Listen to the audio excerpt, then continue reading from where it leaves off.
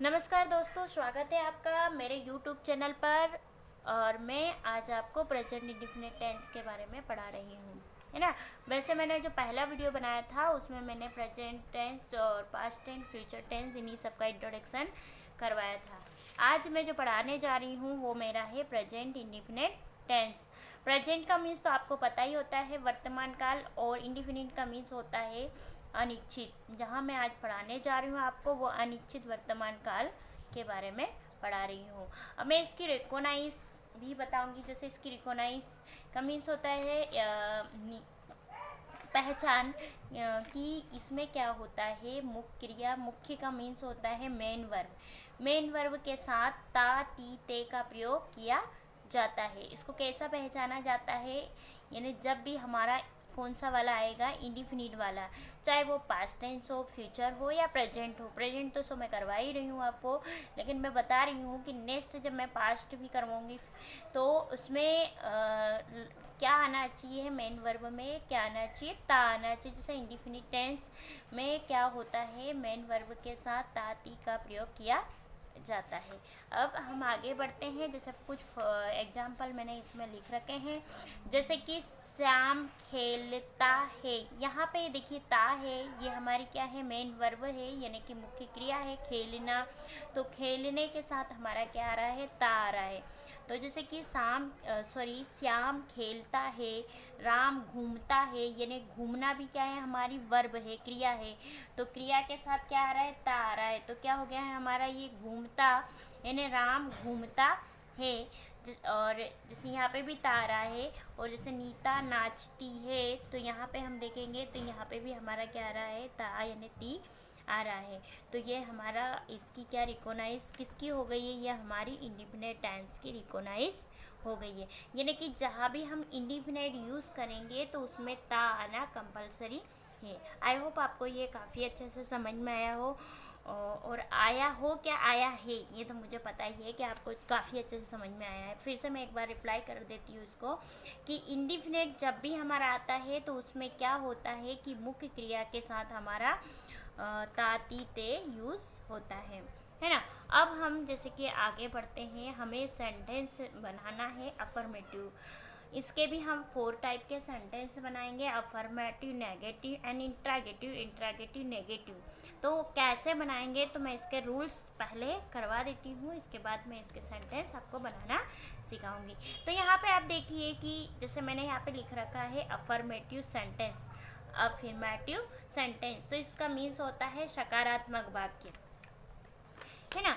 अब मैं आपको बता रही हूँ कि अफर्मेटिव सेंटेंस में रूल्स देखेंगे। यहाँ पे रूल्स नंबर 1, कि आई, वी, यू, दे प्लूरल के साथ वर्ब का फर्स्ट फॉर्म यूज़ किया जाता है। कौन सा फॉर्म यूज़ किया जाता है, वर्ब का फर्स्ट फॉर्म यूज़ किया जाता है। हाँ, एक बात और नोट कर लीजिए, आप पेन कॉपी साथ में रखिए, और हर चीज़ में जैसे आपको समझाती जा रही हूँ आप वैसे के वैसे कॉपी में लिखते जाइए, ताकि आपको बार बार इस वीडियो को देखने की आवश्यकता ही ना पड़े। और आप एक ही बार में बोलते हैं कि आप 10 बार सुनोगे तो फ़ायदा नहीं रहेगा। अगर आप एक बार भी लिखते हो तो आपके माइंड के अंदर ये काफ़ी अच्छे से जाएगा।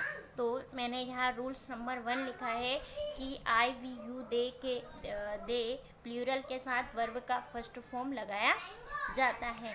नेक्स्ट ये देखेंगे हम 2, ही, सी, इट, नेम सिंगुलर के साथ वर्ब का फर्स्ट फॉर्म लगाया जाता है। प्लस इसके साथ क्या होता है, जो हमारी वर्ब होती है, जैसे गो, कम, ड्रिंक, जो भी हमारी वर्ब रहेगी उसके साथ हमें एस या येस लगाया जाता है। कब लगाया जाता है, कि जब सब्जेक्ट ही, सी, इट, नेम या सिंगुलर आए। या आपको तो पता ही है, ही मीन्स वह, सी मीन्स वह, इट यानी यह, नेम यानी किसी का नाम, सिंगुलर का मीन्स होता है कि एक वचन। सो ये तो क्लियर हो गया है। तो जब एक वचन ऐसे कुछ सब्जेक्ट आते हैं तो आपको वर्ब के साथ एस या यूएस लगाना कंपलसरी है। तो ये तो हमारे रूल्स थे, बट मैं आपको जब आगे बताऊंगी कि एस या ईएस तो लगाना है, क्योंकि हमारे पास 2 है, एक एस है, नेक्स्ट वाला ईएस है, बट लगाना किस किस के साथ है, तो आप आगे देखिए कि किस किस के साथ लगाना है। क्या क्वेश्चन हमारा क्या बनता है, क्वेश्चन बनता है कि मुख्य क्रिया के साथ एस या ईएस कब लगाया जाता है। तो देखिए आपके आगे कि हम इस कब लगाते हैं। तो इसके में भी मैंने रूल्स नंबर, क्योंकि लिखने में मुझे काफ़ी टाइम लगता है इसलिए मैं लिख के फटाफट आपको बता रही हूँ, पहले से मैं लिख रखी हूँ। देखिए रूल नंबर 1 में क्या होता है कि जिन मुख्य क्रियाओं के अंत में, अब जो क्रिया है आपकी आना जाना खाना पीना, तो उसका इंग्लिश में बोलेंगे यानी कम, ईट, गो, जो भी आपकी जो क्रिया रहेगी तो उसमें ई एस या ई एस हम कब यूज़ करेंगे। तो सो आप देखिए कि जिन मुख्य क्रियाओं के अंत में ओ हो उनमें हमें ई एस का प्रयोग करना है। किसका प्रयोग करना है? ई एस का प्रयोग करना है। तो आप जैसे कि यहाँ पे ओ है तो यहाँ पे आप देख सकते हैं यहाँ पे ओ आया है यानी गो, तो इसमें क्या करेंगे हम? ई एस का प्रयोग करेंगे तो ये हमारा हो जाएगा गोस। जैसे ये डू आया तो ये हमारा हो गया डच।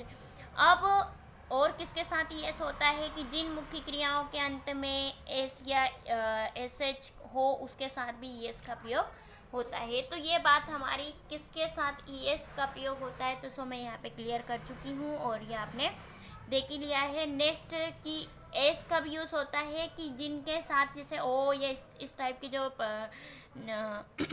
लेटर्स नहीं आते हैं और अदर लेटर्स आते हैं तो उसमें हमारा क्या एस यूज़ होगा है। तो ये हमारा हो जाता है। अब हम आगे बढ़ते हैं तो इसके कुछ स्ट्रक्चर है कि अफर्मेटिव स्ट्रक्चर किस टाइप से, आप ध्यान से देखिए। स्ट्रक्चर्स का मीन्स तो आप समझते ही है सूत्र।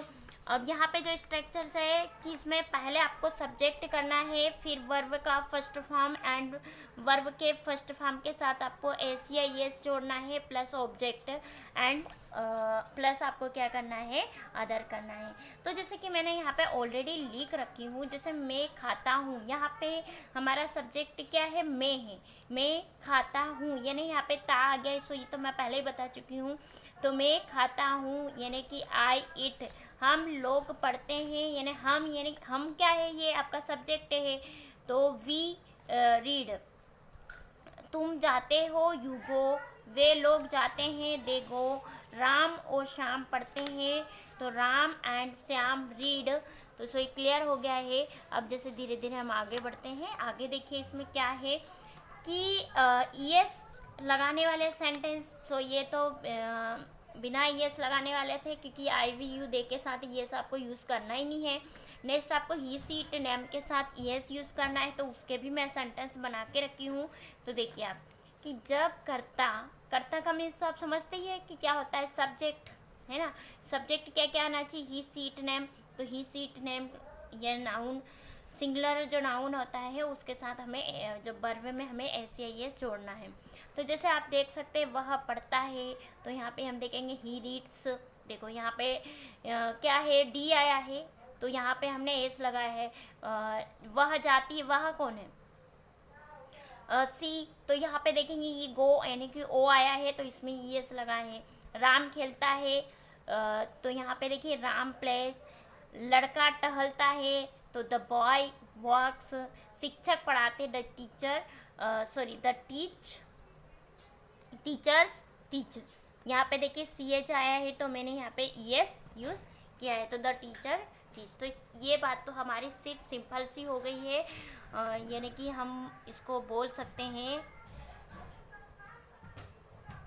तो हमारी जो अफर्मेटिव वाली बात थी वो तो हमारी सो क्लियर हो चुकी है। अब हमारी जो बात आ रही है वो आती है नेगेटिव सेंटेंस। किसकी बात आ रही है? नेगेटिव सेंटेंस की। नेगेटिव का मीन्स होता है नकारात्मक। सिंपल सी बात है कि जिसमें नहीं का प्रयोग होता है वो हमारा कौन सा सेंटेंस बन जाता है? नेगेटिव यानी कि नकारात्मक सेंटेंस बन जाता है।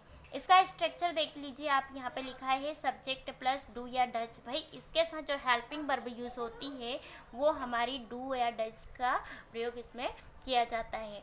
तो यहाँ पे मैं ये भी बताऊंगी आपको कि डू और डच का प्रयोग कौन से सब्जेक्ट के साथ किया जाता है। तो सब्जेक्ट प्लस डू या डच, नॉट प्लस वर्ब का first form plus object plus other. तो यहाँ पे आप देख सकते हैं जैसे आई वी यू दे और प्लूरल के साथ डू नॉट यूज़ होगा एंड ही सीट नेम और सिंगुलर के साथ हमारा डज नॉट प्रयोग होगा। बट इसमें एक है वो नॉट मैंने ऑलरेडी लिख चुकी हूँ कि जो हम ही सीट नेम के साथ एस या येस का जो प्रयोग कर रहे थे वो यहाँ पे नहीं होगा। क्यों नहीं होगा? क्योंकि यहाँ पे जब डच यूज़ करेंगे उस टाइम पर हम एस या येस वर्ब से हटा देंगे। तो ऑलरेडी मैंने नोट्स लिखा है, यहाँ पे देख सकते हैं आप। जैसे यहाँ पे लिखा है मैंने नोट्स, डज का प्रयोग होने पर एस या येस को वर्ब से हटाया जाता है। अब यहाँ पे मैं सेंटेंस लिख रखी हूँ, आप ध्यान से देखिए सेंटेंस। मैंने सेंटेंस में क्या लिखा है, जैसे मैं नहीं, जैसे यहाँ पे लिखा है मैं नहीं खाता हूँ, तो इस सेंटेंस में आपको क्या है बताना है कि आई के साथ क्या यूज़ होगा, आपका डू यूज़ होगा, क्या यूज़ होगा। जैसे यहाँ पे लिखा है आई, तो ये क्या है आई, यानी मैं नहीं खाता हूँ, तो आई के साथ कौन सी हेल्पिंग वर्ब यूज़ होगी, तो वो हमारी डू हेल्पिंग वर्ब यूज़ होगी। तो मैं यहाँ पे आपको इसका सेंटेंस है फटाफट बना के दिखा देती हूँ, यहीं पे बना देती हूँ। जैसे आई, यहाँ पे लिखेंगे सब्जेक्ट हमारे पास क्या है, पेन भी नहीं चल रहा है, ठीक है कोई बात नहीं। ये आई और क्या लिखना है, आई डू नॉट, दिख रहा है आपको, आई डू नॉट। और खाना जो खाता है, खाना है, वो हमारी क्या है, वर्ब है, उसका फर्स्ट फॉर्म क्या हुआ है हमारा, ईट। तो ये सो हमारा क्लियर हो जाता है, आई डू नॉट ईट। यहाँ पे देखिए नेक्स्ट वाला आप देख सकते हैं ध्यान से, तुम नहीं पढ़ते हो, तुम नहीं पढ़ते हो, यानी कि ये भी इससे ही आया है। तो यू, यानी तुम मीन्स क्या होता है, यू। तो यहाँ पे मैं लिखूँगी यू, और इसके साथ भी हेल्पिंग वर्ब मेरी क्या यूज़ हो रही है, डू नॉट यूज़ हो रही है, सॉरी क्या यूज़ हो रही है, डू हो रही है। नॉट का मीन्स तो नहीं होता है, तो यहाँ पे भी मैं क्या लगाऊंगी, डू लगाऊंगी, और मैं नॉट यूज़ करके, क्या नहीं करता है भाई ये, पढ़ता नहीं है, तो यू डू नॉट, पढ़ने को हम क्या बोलते हैं, रीड। तो मैंने यहाँ पे लिख दिया है रीड। सो ये क्लियर दिख रहा है। अब मैं आगे देखिए, वह नहीं जानता है, किससे आया है ये, ही सीट नेम से आया है, यानी कि इसमें डज प्रयोग होगा। तो वह नहीं जानता है, तो कौन है, जानता है, इन्हें लड़का है, तो हम लिखेंगे ही, और इसके बाद हम कौन सी वर्ब यूज़ करेंगे, सॉरी वर्ब तो जानने को तो हम नाउ बोलेंगे, लेकिन हेल्पिंग वर्ब कौन सी आ रही है हमारी, डज। तो ही डज नॉट, और जानने को क्या बोलते हैं हम, नाउ। तो यहाँ पे मैंने लिख दिया है नाउ। नेक्स्ट आप देख सकते हैं इसमें, बिल्ली नहीं आती है, बिल्ली नहीं आती है, बिल्ली एक ही बिल्ली है, बिल्ली यहाँ होता है तो वो हमारा क्लियर हो जाता है, बट बिल्ली है यानी एक ही है, तो यहाँ पे हम लिखेंगे बिल्ली को हम बोलते हैं कैट, और इसके साथ यूज़ क्या होगा हमारा, डज एंड नॉट, और आने को हम क्या बोलते हैं, कम। ये हो गया हमारा, ये सेंटेंस क्लियर हो गया है। तो ये जो हमारे नेगेटिव सेंटेंस तो क्लियर हो चुके हैं। आगे देखिए हम इंट्रागेटिव सेंटेंस बनाने जा रहे हैं। कौन सा सेंटेंस बनाने जा रहे हैं हम, इंट्रागेटिव।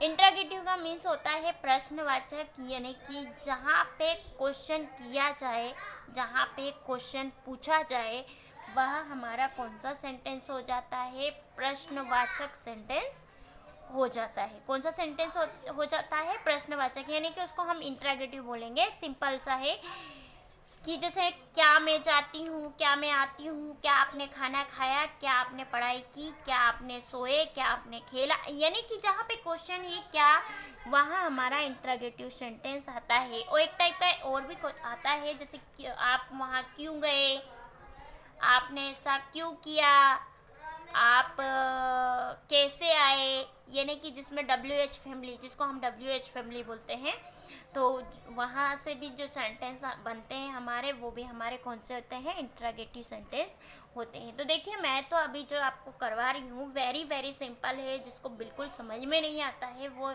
इस वीडियो को देखते ही उन्हें फटाफट समझ में आ जाएगा, क्योंकि मैं जब भी बच्चों को पढ़ाती हूँ, चाहे मेरी स्कूल हो, कोचिंग हो, मैं उसमें बच्चों को फटाफट उन्हें समझ में आ जाता है। मैं इसी टेक्नोलॉजी से बच्चों को पढ़ाती हूँ। तो यहाँ पे देखिए इंट्रागेटिव सेंटेंस यानी प्रश्नवाचक जिसमें कि प्रश्न पूछा जाए या क्वेश्चन किया जाए। तो इसका स्ट्रक्चर है डू या does plus subject plus verb का first form plus object and other, यानी कि क्वेश्चन इसमें क्या होता है, जब भी चाहे वो किसी का भी हो, इंडिफिनिट प्रेजेंट इंडिफिनिट का हो, प्रेजेंट कंटिन्यूस का हो, या प्रेजेंट परफेक्ट का हो, या पास्ट इंडिफिनिट, पास्ट कंटिन्यूस, किसी का भी हो, लेकिन इसमें क्या होता है, हेल्पिंग वर्ब हमेशा सब्जेक्ट से पहले होती है।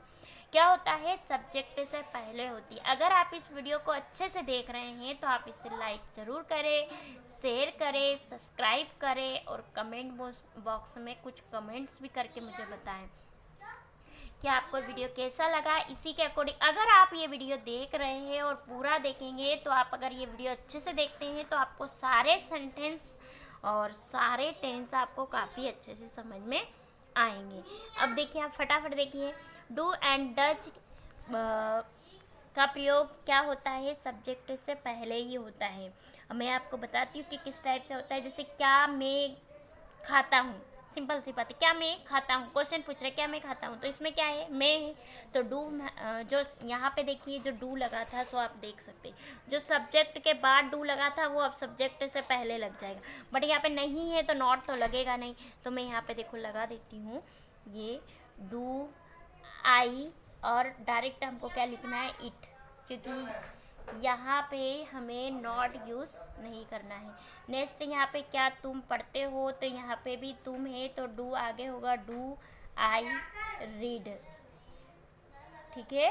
एंड क्या वह जानता है, तो यहाँ पे क्या हेल्पिंग वर्ब यूज़ हो रही है, डज, डज ही, और जानने को क्या बोलेंगे हम, नाउ, तो मैंने यहाँ पे लिख दिया है नाउ। क्या बिल्ली आती है, तो बिल्ली है तो वहाँ पे भी हम डज यूज़ करेंगे, डज कैट, एंड यहाँ पे लिखेंगे हम कम। सो ये मेरा क्लियर होता है।